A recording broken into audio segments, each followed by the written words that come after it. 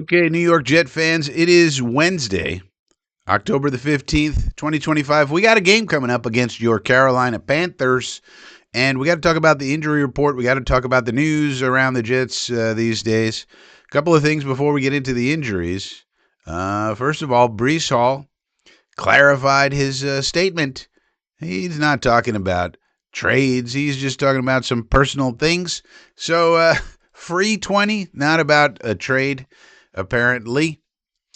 Also, we learned, so that's Brees Hall. Ding. Then we got Justin Fields came out and said, yeah, he's got to get rid of the ball quicker. Yeah.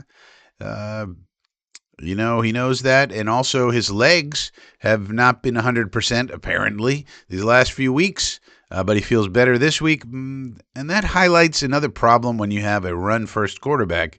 What happens if their legs aren't under them? Then they got nothing to fall back on. But anyway, hopefully he'll feel better this week and we'll see a better performance. You got to have hope, they say. We'll be watching it live. We got to watch along over on the Green Bean channel. It'll be me and Jeremy and maybe even Dom C2. So join us over there on Green Bean's channel. Now, about these injuries, what do we got here? Garrett Wilson out today, Wednesday, but they're not ruling him out for the game just yet. We'll see how he feels tomorrow. That's the big one. And also, Josh Reynolds has a hip. He didn't practice today, so 2 wide receivers down. Now, to me, that is an opportunity. If let's say they're out on Sunday, that's an opportunity for 2 people in particular. Well, 2 kinds of situations. One, Arian Smith needs to be more of a part of the game plan. Let's see what we got in this kid. He's been doing everything we've asked of him. Special teams, but on offense, he has not been featured or targeted much at all. Targeted him 5 times all year. He caught 4 passes. He's doing what we ask him to do. Doing good on special teams. But we're not targeting him in this. So let's get him some targets. Let's see what he can do. Let's see about this kid because we got to evaluate him and what his role is going to be next year. Can he be wide receiver 2 or 3? That would be nice. So there's an opportunity for him with those 2 out. Now, the other thing is 12 personnel. I think we're going to see a lot more 12 personnel in this game. We run a lot of 12 anyway, but also, what about Stone Smart? If you remember, Stone Smart, when we made the acquisition last in the offseason, I said, oh, great, here's another tight end with no production. Is just a waste of a roster spot. And if you remember, Connor Rogers corrected me and said, no, Frankie, watch the tape. So I did watch the tape, and I'd have a video about it. There's a link in the description. So that kid does have some skills, but as I anticipated in the summertime, we're not using him. He's been on the roster. He hasn't done anything. He's on special teams sometimes, but we haven't targeted him with any passes really or had him do anything.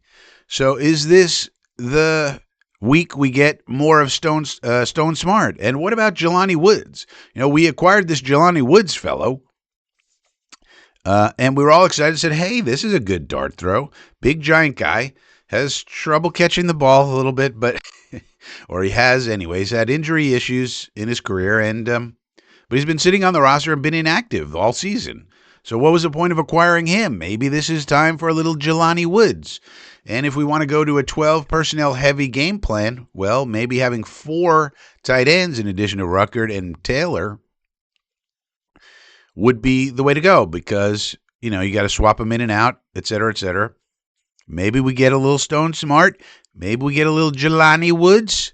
Be nice. So I would look at this as an opportunity for those people. The other thing is they have not replaced Leonard Taylor on the 53-man roster, and I think that's because of Jamarcus Weston. Jamarcus Weston listed as a linebacker, but he kind of did everything at the University of Florida. He was a linebacker. He was a defensive end. He was a special teams demon. At one point, he was a wide receiver. This guy's craziness. And so it'll be interesting to see how do the Jets deploy him. And I feel like he's going to take Leonard Taylor's spot. Remember, we cut Leonard Taylor yesterday and didn't replace him on the 53-man. So it's like, what? Usually you do that and there's a corresponding move.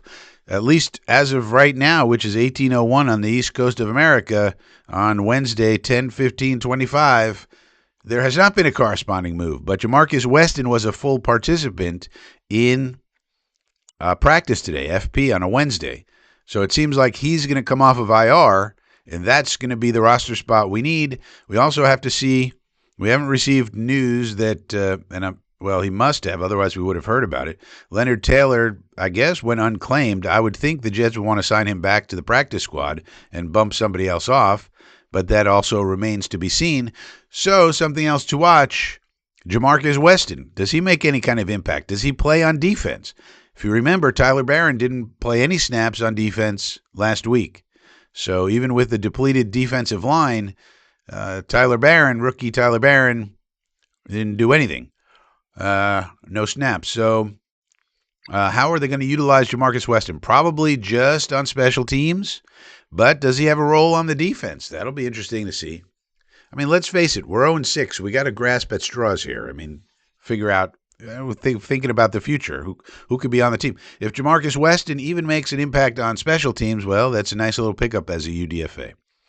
All right, so that's the Jet Report for this Wednesday, October the 15th. Let me know what you think in the comment section down below, and don't forget to subscribe and like the video. Get those likes up. We need thumbs. Milk thumbs help the channel, and we need as much help as possible. Thank you very much.